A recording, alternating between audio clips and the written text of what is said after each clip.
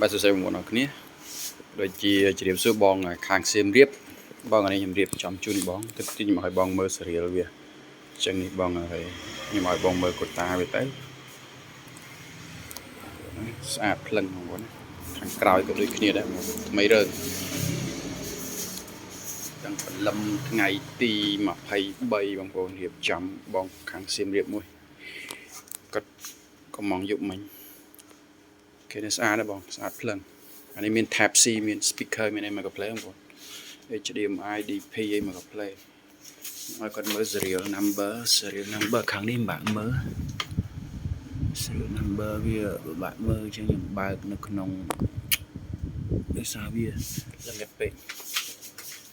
បើកនៅក្នុងមនុយឲ្យគាត់មើលវិញច្បាស់បងប្អូនអានេះអត់មានប៉ះពាល់ទេហើយបងប្អូនចង់បានតម្លៃធូរមានតម្លៃមានហើយ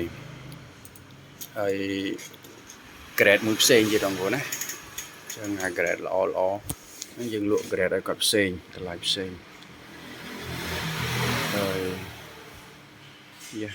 នេះបងប្អូននេះហើយ serial ផងអត់បងសម្រាប់នេះ serial ផងបងនេះបង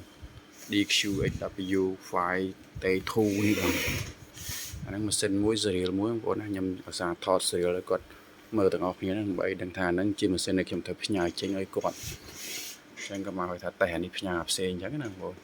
ម៉ាស៊ីនខ្លះក៏វាអត់មាន serial ដែរបងប្អូនតែពួកថ្លៃវាច្រើនតែមាន serial number ของវាមក serial ហ្នឹងទៀតយើងយក serial ហ្នឹងទៅ check ក្នុង system Honda system management Honda ហ្នឹងនៅលើ website របស់វាយើងដឹងថាម៉ាស៊ីនហ្នឹង import ពីណាទៅណាមានធ្លាប់មានបញ្ហាអីអត់ធ្លាប់ទៅរោងចក្រ repair អីអត់ជួសជុលឡើងវិញអីអត់អាហ្នឹង serial ហ្នឹងគឺសម្គាល់ចឹងបងប្អូនអញ្ចឹងបើសិនជាមានបញ្ហាទេវាមាន list វាមកតែម្ដង list វាមកបញ្ជាក់ថាម៉ាស៊ីនហ្នឹងធ្លាប់មានបញ្ហាចេះ1ចេះ2ផ្ញើទៅរោងចក្រវាហើយរោងចក្រវា return ទៅ user អីធម្មតាអញ្ចឹងទៅតែបើអត់ទេហើយក៏អត់អីដែរបងប្អូនទោះបីតែផ្ញើទៅរោងចក្រក៏មិនប្រកាសថាវាខូចទេគាត់ថាបញ្ជាក់ថាម៉ាស៊ីនហ្នឹងវាឆ្លងកាត់ការជួសជុលអីចឹងនៅរោងចក្រនៅអីចឹងណាបងប្អូនអានេះជា serial number វាមួយដូចប្រវត្តិវាចឹងណាអញ្ចឹងម៉ាស៊ីនពួកថ្លៃវាធ្វើមកគឺរបៀបហ្នឹងបងប្អូនណាអូខេបងប្អូនអានេះហើយចង់តែប៉ុណ្្នឹងទេដូចជាអត់មានអីទេ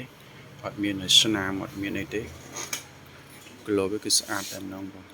ខេបងស៊ីមរៀបព្រឹកហ្នឹងអាចរៀបចំឲ្យបងចេញទៅបានណាបងប្អូនណាអូខេអរគុណច្រើនបងប្អូនអរគ្នា